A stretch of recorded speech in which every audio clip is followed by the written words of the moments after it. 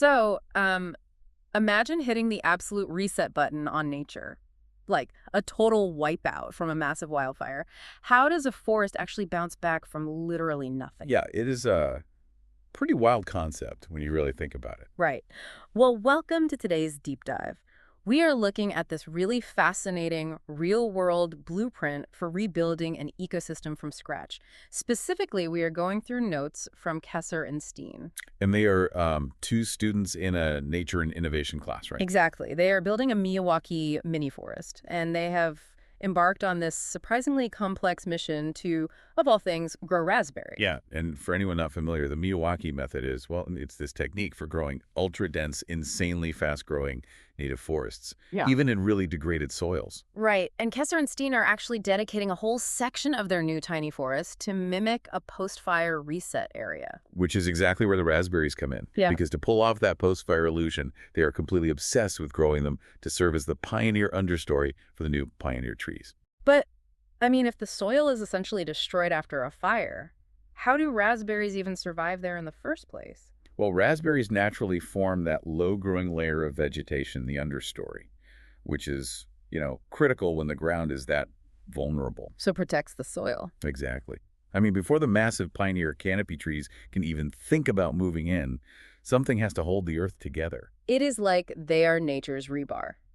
Before you can pour the concrete of those giant pioneer trees, the raspberries cast this aggressive, tangled net of roots underground. Yeah, just to keep that fragile, burned soil from completely washing away. But actually getting these raspberries to grow is a huge challenge for them. They talk to this local nursery worker they call the man in the green shirt, and he gives them a pretty harsh reality check about growing them from seed. Oh, absolutely.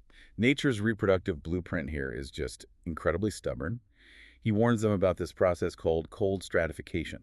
Which sounds super intense, like a sci-fi thing. It really does. You literally have to chill raspberry seeds at 4 degrees Celsius for like 12 to 16 weeks. Wait, really? Just to wake them up? Yeah, just to break their dormancy.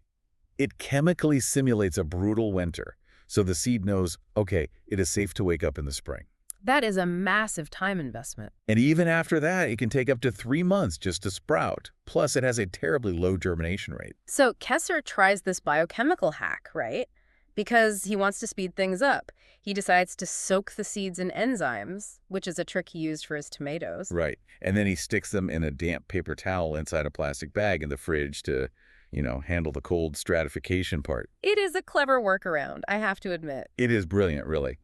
Because in the wild, a bird eats a raspberry, and its harsh stomach enzymes break down that incredibly tough seed coating. Oh, I see. Yeah, Kesser was basically trying to biochemically mimic a bird's digestive tract in a Ziploc bag in his fridge. Oh, wow. But hold on, wait a minute. They are trying to mimic a rapid post-fire recovery, right?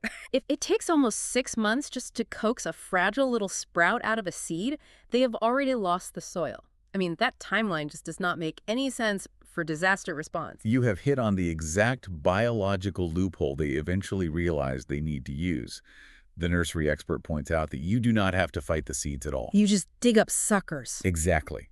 Raspberries are notorious for spreading underground. Yeah, those aggressive root shoots escaping the main plant. And Kesser actually spots some plants actively escaping their garden bed.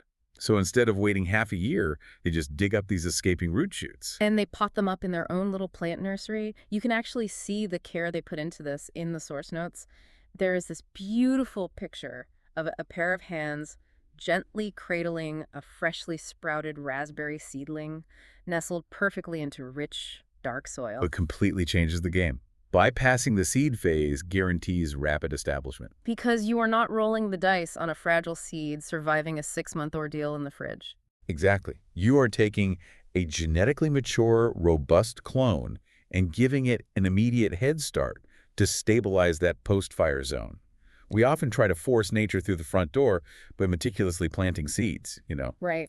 But nature actually survives disasters by sneaking through the back door using aggressive cloning. Which is exactly why you should care about Kesser and Steen's little raspberry rescue mission. I mean, it shows how anyone can actively partner with nature's hidden mechanisms. Yeah, to accelerate ecological restoration right in your own backyard. You really do not have to reinvent the wheel. Nature already has the blueprint for recovery. We just have to know which biological shortcuts to trigger. Which leaves you with this thought to mull over. If raspberries are naturally programmed to aggressively clone themselves to conquer a post-disaster landscape, what other everyday plants sitting quietly in your garden are secretly waiting for a catastrophe to take over? So,